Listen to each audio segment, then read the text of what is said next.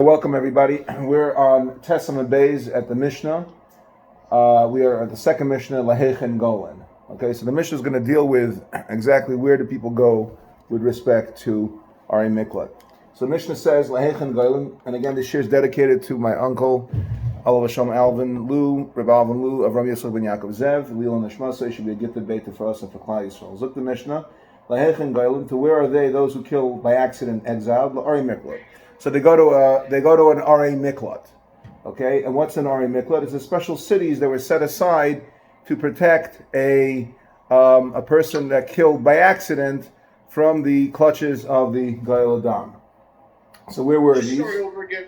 Yes, Lahechin Goylan. Can you start over again, please? Yes, Lahechin Goylan. So where were these inadvertent killers sent to exile? Arei Miklat. They were sent to these cities of refuge. And where were these cities of refuge? The Shalosh Shebeve Yarden. 3 were in Transjordan, on the other side of the Jordan River, right? And L'Shalosh Shebe'eretz Canaan. And there were 3 in the land of Canaan. Now, in addition, there were 42 others, Ari Leviim. Mefarshim ask, how come the Mishnah doesn't talk about it? We're not going to go into it in too much detail, but there are different halachas with respect. I saw one shita that said that in these 6 cities, the Reitzchen get they get to be there before anybody else. So there's not enough room for the Levium living there. The Levium get kicked out. I mean, that's what I saw one of the Mefarshim. I don't remember who it says that by. Whereas if in the other 42, the Levium get first pick, and if there's no room there, they have to go to a different, and the Reitzchen have to go somewhere else. I don't remember who said that, but I don't want to focus on that. I want to just focus pashut of what it says here in the Mishnah. So what is the scriptural evidence? The Mishnah mentions something, so we have to have scriptural evidence for this. Shenemar, like it says in the pasuk, es shloisha ha'arim titnu me'ever yardin, es shloisha ha'arim titnu be'eretz Canaan. Pretty straightforward. 3 are on the other side of the Yarden, the Transjordan, and 3 are in the land of Canaan, which is Eretz Yisrael. This pasuk could be found in Bamidbar, Lamed Hey, pasuk Yud Daled. Ad shaloi nivchar shloisha ba'aretz Yisrael. As long as the 3 in Eretz Yisrael were not selected, lahaya shalosh shebeve yardin koltos. The 3 across the Yarden did not provide klita, which means basically refuge. In other words, during that 14-year period when the Jews were conquering and dividing Eretz Yisrael, during that very, very tumultuous time, they basically didn't have Ari Miklat, pretty much. What happened to somebody killed by accident? I don't know. I didn't look into it, but I would imagine that it would not be a good thing, and hopefully nobody ever killed by accident in those days because they were engaged in war and separating things, and hopefully nothing bad transpired. So in other words, the 3 in Eretz Yisrael had to be prepared and activated in order for the other 3 to work. So that's that. So again, so as long as the ones in Eretz Yisrael were not working, the ones in Ever Yardin were also not working. Shenema, like it says in the pasuk, Sheish Are Mikla Tiena. 6 cities of refuge there shall be. Tiena means Ad Sheyir Sheshtan Koltos Be'achas. Now 6 have to be. In other words, 6 have to be extant. 6 have to exist in order for the cities to be able to give refuge to the accidental killer. Again, it's a nuance in the pasuk because it says Sheish Are Miklat Tihiyena. 6 Are Miklat. There shall be 6 Ari Miklat. And what is the explanation of that? Ad sheyeh shashtan koltos ka'achas. Until all 6 of them provide refuge simultaneously. There needs to be 6 in existence. In other words, 6 that are already functioning in order for it. So it's an all or nothing kind of deal. You can't have 3 working and 3 not working. It's all or nothing. Now, direct roads were laid out from city to city. In other words, every city in Eretz Yisrael had direct roads, the yellow brick road, so to speak, leading to the land of Oz. You had a direct road leading from each city straight to the Ari Miklat, and these roads were well kept, well marked. There was perfect signage. If you want to give it contemporary terms, Waze would have perfect reporting, traffic and whatnot. And the reason for that is the Torah is very concerned with preserving human life, and in order to preserve human life, you have to make sure that the roads leading to Ari Miklat are absolutely perfect and immaculate. Now the Mishnah mentioned something else. 2 Talmidei Chachamim were given over to them as an escort to return them to the city of refuge after the trial. In other words, the accidental killer ran into Ari Miklat, and as a result of that running, they were there. The courts would then send for them, and they would determine whether or not they killed by accident. If they killed on purpose, or they were found to be not worthy of Ari Miklat, they were left out of Ari Miklat and then handed over to the Galadam. If they were worthy of going to Ari Miklat, two scholars would then basically escort them to Ari Miklat. So Ashi just joined. Ashi, we're in the middle of the Mishnah, the second Mishnah on Tesamid Beis. So again, so the question is, okay, so the piece of information is, Umayser lahem shnei Talmidei Chachamim. Two Talmidei Chachamim were given to this murderer as basically as an escort. Shema yargenu baderech. Perhaps on the way back from the trial that determined this accidental killer as an accidental killer. One of you guys should please mute. I hear background noise, please. Okay? This accidental killer now needs to be basically escorted back to Ari Miklat so that the Goy Ladam doesn't kill him. Now, these Talmidei Chachamim could not prevent the Goy Ladam from killing, and the reason why they couldn't prevent the Goy Ladam from killing is because it's a mitzvah. He has the right. Actually, we're going to see there's a machlekes whether it's a mitzvah or rishus, but in any case, he has the prerogative, he has the rishus, he has the permission to kill. But the purpose of these two Talmidei Chachamim were to convince the Rotzeach not to kill. They would talk to him nicely. Listen, there was an accident. What's it going to do? If you kill him, is it going to bring back your dead relative? Whatever nice stuff that they would have to say, they would say in order to prevent this death from happening. V'daber elav, and they should speak to him, basically telling him things that will calm him down and prevent him from taking revenge. Rabbi Meir says, Hu medaber al yidei atzma. We take out the word af, because according to Rabbi Meir, it would be the Rotzeach himself that would speak up for him. Himself. In other words, the Rotzeach would say to him, please don't kill me. I did my best. I fell off the ladder, whatever the situation is. Now, according to one girsa, it's af. In other words, also besides the rabbi speaking, the Rotzeach himself would speak in addition to protect himself.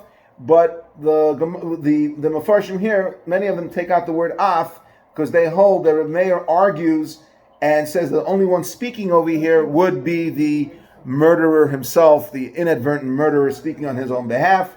What is this? What is his scriptural evidence to this? Says the pasuk shenemar, like it says in Devarim Yotes pasuk Daled, V'zeh devar Rotzeach, and it's taken literally. These are the words of the Rotzeach.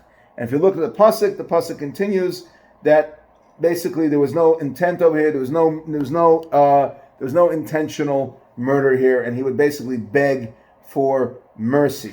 He would basically say, "It's not my fault. I did the best that I could do. I have no hatred or animosity towards your loved one. It was an accident, and I'm really sorry about it. Please don't kill me. I have a wife and kids." Whatever the guy would say to engender some sort of rachmanis on himself, that's what would happen.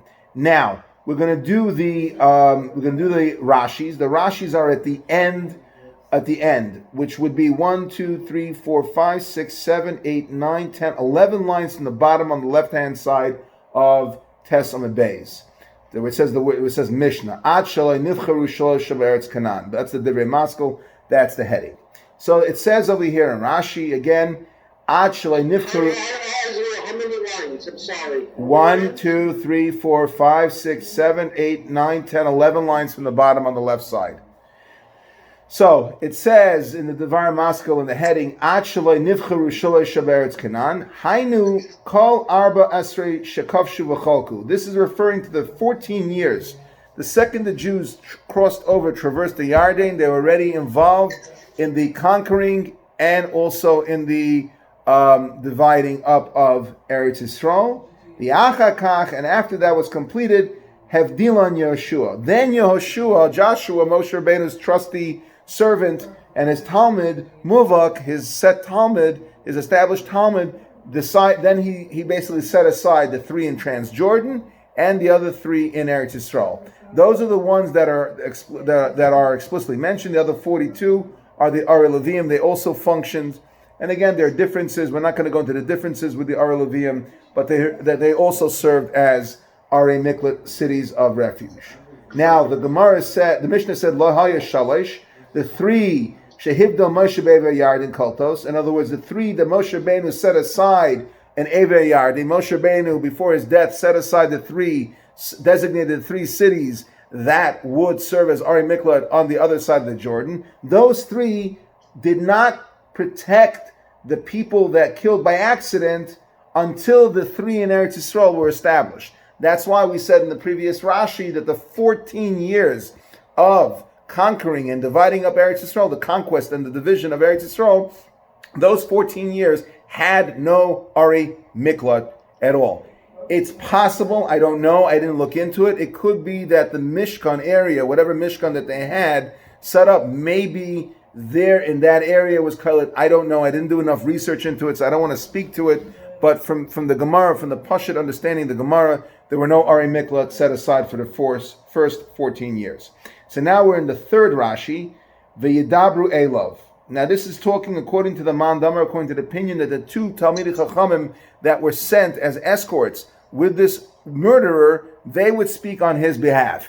This is not according to Rabbi Meir. Rabbi Meir holds that the person himself would speak for himself, or there's a girsa that says, in addition to the two Talmidei Chachamim that were there, this person will also speak for himself. However way you want to learn the Mishnah, it's fine.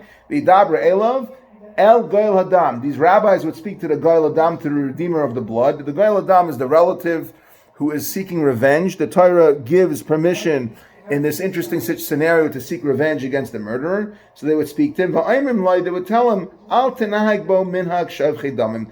Don't be noheg, don't behave like a murderer. In other words, it's bad enough that somebody died already. Somebody killed somebody by accident. Don't add fuel to the fire. Don't become a murderer along with them. So again, V'yidabru Elov El Goyel Adam, v'oimrim lo, we tell him, Al tenaheg bo minhag shavchei damim. Don't act like a murderer, b'shgaga bo ma'aseh yadav. This whole thing of him killing somebody came through an accident. Now, he's not a malicious guy. He's not a vicious guy. He doesn't have a vendetta against the person. He killed by accident. Call a spade, no pun intended, if you killed him with a spade by accident. But the point is, let's leave him alone. Let's let him slide. Next, do the second Rashi again. I lost the connection.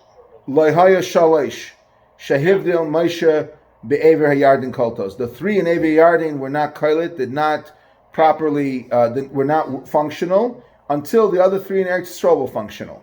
And that was basically after the 14 years of conquest and division. V'yidabru Elov El Goyel Adam, to the Goyel Adam, to the person who's the Redeemer of the blood. And the rabbis would tell him, Al tenahag bo minhag shavchei damim. Don't behave to him like a murderer. Why? Because b'shgaga bo ma'aseh yadav. Because the person killed by accident. So since he killed by accident, don't be a murderer. Don't take revenge. Batachila, the last Rashi, what does it mean? Klaimar. Anytime Rashi says klaimar, it means this is to say. That means that this is not something that would jump out at you. This is not something that would jump in your face and say, this is what it means. Klaimar means this is to say. There's a chiddush over here. There's something that you would not have seen on your first run. There's something that you need to really pay attention to. Klaimar, this means to say, Techilas mishpat kol ha'reitzchem. This is the beginning of all the mishpat, all the judgment of the murderers. Afilu mezidin. Even if somebody killed on purpose, were sent to the Arei Miklat at first. They were sent to Arei Miklat at first as a result. Hold on one second. Let me just give somebody something over here. Basically, everybody that killed, obviously somebody killed on purpose. We're talking about somebody killed on purpose without witnesses. Because if somebody killed on purpose with witnesses, he would basically be sent away to Bezdin, where they would investigate, do the Drisha v'Chakira, the investigation of the Eidim. And if everything of the Eidim would check out, then of course the person that killed on purpose would be put to death. He would not even go to Arei Miklat. But somebody who kills, and there are no witnesses, let's say there's no witnesses to his killing on purpose, or it was done and the witnesses weren't sure if he killed on purpose or b'shaygig, whatever the scenario is, all these killers would then go to the Arei Miklat, and then the rabbis would send for them, bring them back to the court, and they would judge to see what the story was. If he was a murderer, he killed on purpose, he would not be afforded the Arei Miklat, so we would see. If he was a Saina, If he was a hater of the person, he'd be put to death even without Adam. If he didn't have Adam, and we determined that it wasn't, one second, if we determined that if there were no Adam, and it was determined that he did it with gross negligence, then he wouldn't go to Ari Miklat, and he'd be left out of Ari Miklat, and the Goyal Hadam would kill him. So he would be given over to the Goyal Hadam. Then, if we would determine that he killed accidentally, and he deserves to go to Ari Miklat, he would then be escorted back, as we said with the two Torah scholars, to Ari Miklat. Hopefully he would get there safely, and then he would remain in that Ari Miklat until the death of the Kohen Gadol. And at the death of the Kohen Gadol, he would then be allowed to come back. Yes, Bernie, what is your question? So the two Levium, they're not Levium. Tamil Chachamim. They escorted him. They could be Levium. Where did they meet him? I would imagine they would pick him up from the courthouse and escort him back to Ari Miklat. But there's nothing where it's specifically written down where they would meet him. No, there's no Okay. no halacha. Share. Just using logic, you would have the verdict. You're chayiv galus. You go to galus. So the Bezdin would say Chaim and Yankel, go escort him. Go take him to Ari Miklat. And hopefully, through the escort of these two Talmid Chachamim, it would prevent the bloodshed of this unfortunate soul. So now we've completed the Rashis. Anybody have any questions before we hit the Gemara? No. Ashi, you're good? Okay. So let's go. Let's continue. We're going to finish the Mishnah. We turn. If you're following the art scroll, to 9b4. Rabbi Yossi bar Yehuda says, "Batachila echad shegeg ve'echad nezin magdim l'ari miklat." As we mentioned, at first, as soon as killing has taken place, before the court has a chance to judge the matter, both inadvertent and intentional killers hasten to the city of refuge. In other words, the city of refuge protects even the intentional murderer pending his trial. This is learned from the Sifri, to Devarim Yotes Yod Aleph. The Sifri is the oral Torah which explains the Chumash. It's the Medrash that explains it. It says even if somebody killed on purpose is afforded temporary refuge in the city till they sort things out. Ubeizdin sholchin u'mevi'in oisim misham, and the courts send the killer and brings him from there. In other words, they send for the killer. They send emissaries to pick him up. They send them an Uber. They send them a car to pick him up to bring him back to Bezdin. Misha is chayiv misa. Whoever was chayiv misa bevezdin hargu. Whoever is found liable to death by the court, they execute. And again, based on what we've learned, I'm comfortable saying that if there were no edim to him doing this, but they know that he was a saina. Remember, we said a saina is like a chaver. If he's a saina that hates, and if he was a Talmud Chacham that hates, a saina chaver would be put to death even without edim. So that's how you would have that play out. A saina chaver would be put to death. Or I would imagine if they found out that he killed with gross negligence, based on, let's say, they would say that, hey, you're not worthy of gullus. Then they would say, okay, you don't go to Ari Miklat. Outside would be waiting the Goyal Hadam with his sharpened dagger, and he would take care of him, old Wild West style, and finish him off. Then, v'shaloin is chayev misa patruhu, and whoever is not found liable to death, anyone declared totally innocent because the mishap was judged to be an unavoidable accident, they exonerate completely. In other words, the day was a complete oinus. The guy was, in other words, let's think of a story. The guy was driving down Ocean Parkway, and this guy was a drunk that he killed, and he wandered into the middle of the freeway, and as a result of that, he killed him. The Bezdin would examine the facts, they would do the forensics, whatever process they have to go through, and what would happen in that situation? That individual would be considered to be Karav Linus and would be sent home to his house. He would not have to go to Golos. Because remember, we mentioned, exile is only for shogeg, from inadvertent killing, not somebody who did something completely by accident, which is a complete aynus. Then, Misha is chayev Golos, we finish off the Misha, whoever was chayev Golos, and as they deemed that he was slightly negligent, but not grossly negligent, they would return him to the place. Basically, Machzirin, Aisel Makami, they would return him to his place. What's his place? To the place where he was till Bezdin summoned him. What was that place? That was the Arei Miklat. And how do we know this? Shenemar, like it says in the Pasuk, it says it in, again, Bamidbar, Lamed, Hey, Chaf Hey, Beheshiva Aisa Ha'eda El Ir Miklate. And they're going to return him to the Ir Miklat, to his place. The tribunal, meaning the Bezdin, shall return him to the city of refuge, and we would leave him there. Now, we've now completed the Mishnah.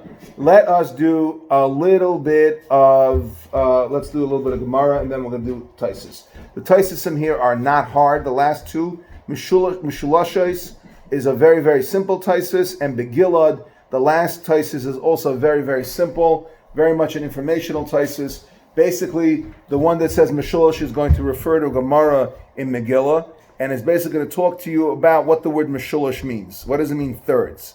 We're going to talk about that first. We have to go through the Gemara, and then from there, we're going to learn further. So, Tanner, let's going to first do the Gemara, and then we'll do the Taisusim. And first we'll do the Rashis, and then Taisus. It says the Gemara, and again, the shir is dedicated to Avram Yitzchak ben Yaakov Zev, my uncle Rav Alvalu al Vashom, should be a gift debater. Tanner Rabbanan, the Rabbanan learned. Shalish Aram Hivdil Moshe Be'ever Yarden. Moshe Rabbeinu, Moshe, our teacher, designated 3 cities of refuge across the Yarden, across the Jordan, as cities of refuge. Ukenegdan Hivdil Yeshua Be'eretz Canaan. And Yeshua designated 3 cities opposite them, I guess in the same, on the same line, 3 in Eretz Canaan. Umuchuvanos Haya Kemin Shtei Shura Shebekerem. And these in Canaan and those east of the Jordan were parallel to each other, like 2 rows in a vineyard. Chevron v'Yehuda, you had Chevron in Judah in Israel. Keneged, opposite Betzer b'Midbar, opposite the city of Betzer in the desert. Shechem, right? Shechem, which is a bad city. A lot of bad stuff has happened in Shechem. We had a story with Dinah.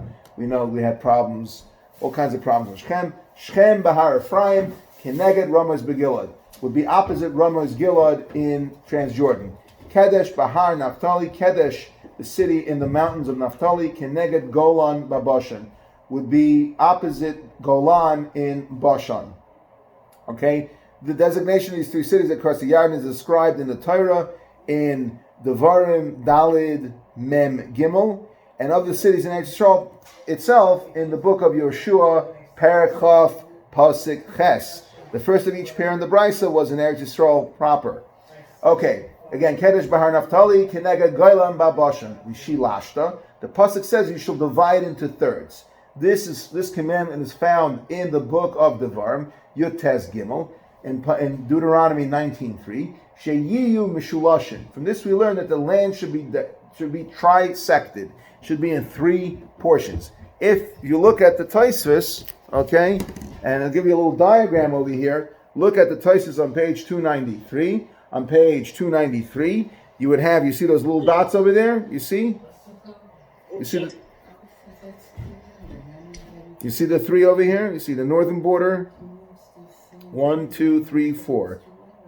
You have 4 sections over here, and you have 3. It's divided up in thirds, but there'll be 4 sections. Okay, 1, 2, 3, and then 4. Okay, you see that's the way it looks over there. 3 are a miklat of Eretz Yisrael. Kedesh, Shechem, and Chevron. You see how the lines are? See? Kedesh has a line and a dot. Shechem has lines and dots. And Chevron has lines and dots. And below that is the southern border. Somebody from the southern border would kill by accident, would be able to run to Chevron. Somebody from the northern border could run to Kadesh. And between Kadesh and Shechem and Chevron.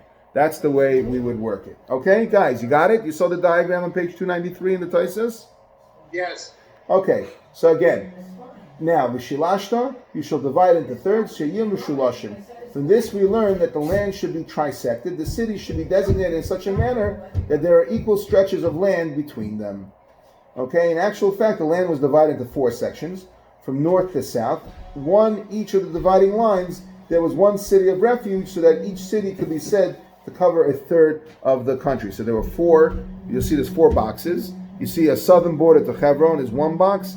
Chevron to Shechem is 2 boxes. Shechem to Kadesh is 3. And then from Kadesh to northern border is 4 boxes. There are 4 sectors with 3 lines in between for the 3 cities. So you had 3 cities and 4 sectors in which if a person killed by accident, he could run to. And that's that. Okay, let's do some Rashi.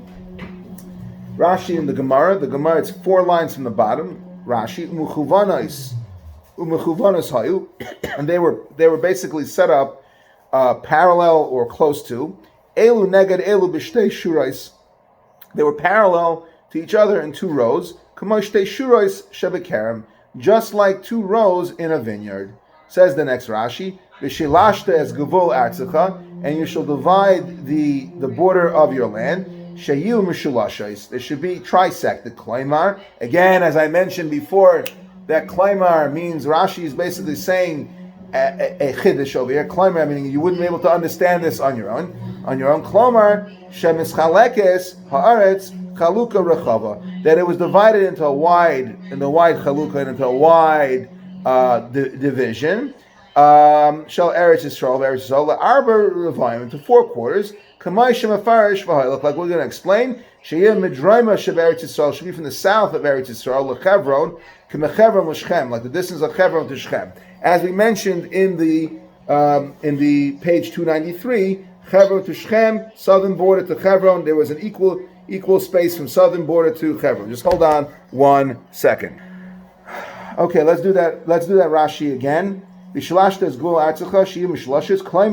say Shemeschalekas is divided haaretz, the land is divided chaluka rechava to a wide division. Shall Eretz Yisrael la'arba revayim to 4 quarters. Kamay shemafarish v'halach, like we're going to explain. Shiyah medraima shev Eretz Yisrael lechevron k'mechevron l'Shechem. The distance between the southern border to Chevron should be the same distance as from Chevron to Shechem. Again, this is made in a way to expedite the running away of an individual. He should be able to find a city of refuge close by, so we shouldn't have any issues. Next Rashi, last line of the page, Be'ever Hayarden plus Bitnia. Okay, we didn't get up to that part yet. Let's do that little shtickle in the Gemara. So the Gemara wonders why you had 2.5 Shvatim on the Ever Hayarden side, and you had the rest of the Shvatim in Eretz Yisrael. So does it make sense that you have 3 for 2.5 Shvatim and 3 for the other 10 and change? It doesn't make any sense. You would think, put 1 in Ever Yarden, you only have 2.5 Shvatim, and put the other 5 in Eretz Yisrael. Go based on the population. Why is there an equal distribution of Arei Miklat when you have an inequality in population? The overwhelming population, the Roiv, Uchasim, the Roiv population of the Jews lived in Eretz Yisrael, so they should have the Roiv. They should have, let's say, 4 out of 6 at least in Eretz Yisrael, and the other 1 or 2 should be in Transjordan. So the Gemara wonders, Be'ever Yarden plus Eretz Yisrael plus 3 across the Jordan serve only 2 tribes of Ruvain and Gad and Chatzi Shevet Menashe. Those are the 2.5 tribes that lived on the other side of the Yarden, and 3 in Eretz Yisrael to serve the rest of the tribes. There's an inequality. Let's do Rashi. Be'ever Yarden, last line, beginning of the lines, as it says the Heilige Rashi, Be'ever Yarden plus Bitnia. It's a wonder. Bitnia Tmiya. Tumua means like, whoa. Okay, Bitnia means like, what is going on over here? So Bitnia, Benachla Shnei Shvatim Sholosh, when you have 2 tribes, Rashi's not exact here, it means 2.5 tribes. You have 3, K'moy Benachlas Es Asara Shvatim, like you have in the portion of 10, and as numerically it doesn't make sense, as I said before. So what's the answer? Amar Abaye beGilad Shchichei Reitzchem. In Gilad, people were murderous, had murderous intentions. Now, all the Mefarshim ask, wait a minute. They're murderers. Murderer doesn't go to Arei Miklat. What are we talking about over here? So we're talking about over here that somebody killed, let's say, murdered somebody on purpose without any witnesses. So what God would do is and what about somebody who killed by accident? You would have people that kill by accident without witnesses. They wouldn't self-exile themselves. So what would Hashem do? Hashem would orchestrate the following. The guy that killed on purpose without witnesses would be walking down the street, singing a song, whistling a whistle, without a care in the world, thinking that everything's going fine. And the other guy, what would the other guy do? The other guy would basically be climbing a ladder, and he'd be climbing that ladder, coming down, and he would slip off the ladder and fall and kill this guy. So it turns out that the guy that killed B'Shageg without witnesses, who really should have gone to Gullus, because he had no witnesses, he really is not going to go to Gullus. He now is seen falling on top of this guy who killed on purpose without witnesses. So now the guy that needs to go to Gullus goes to Gullus. And the guy that murdered somebody else on purpose but got away with it, the long arm of HaKadosh Baruch Hu, Kaviyachal, the long arm of justice, will grab him and take care of him. Nothing escapes the scrutiny of the heavenly tribunal. So why did you have the same amount of people both in Gilad and on the other side of Eretz Yisrael? Because in Gilad you had a lot of murders that would take place. The Ksiv, like it says in the Pasuk, we turn the page, Yud Amud Aleph, the Ksiv, Gilad, Kiryas Pole Oven Akuba Midan. Gilad is a city of evildoers, filled with those who waylay for blood, meaning that they stand as basically as people that basically stand in ambush to kill people. And we're going to talk. Taisus is going to explain what this is talking about. A little bit more in the Gemara. The Gemara questions another thing over here. Mishna mahai gisa de merchake. Why is it that the people living on this side and on this side, north of Kadesh and south of Hebron? Again, look back at the map on page 293. North of Kadesh, right? Let's say at the top northern border of Eretz Yisrael, or all the way in the southern border. So again, Ma'ishna, Mahai Giso, Mechaki. Why is it that the people living on this side and on this side, i.e. north of Kadesh and south of Hebron, Eretz Yisrael proper, were far from the cities of refuge? U'Ma'ishna Mitzia the Mekarve. And why were those people living in the center closer? Okay, just think about it. The people living in the center, let's say from Shechem to Hebron, or had a closer